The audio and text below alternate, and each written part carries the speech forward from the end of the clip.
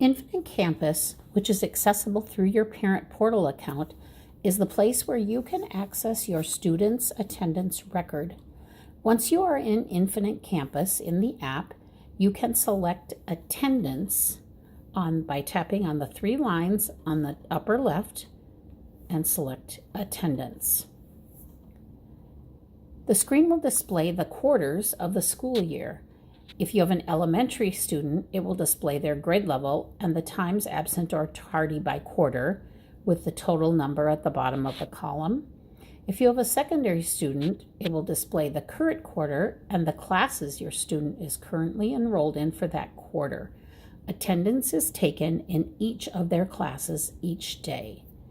If you have more than one student enrolled in Robbinsdale schools, you can toggle between students in the upper right corner.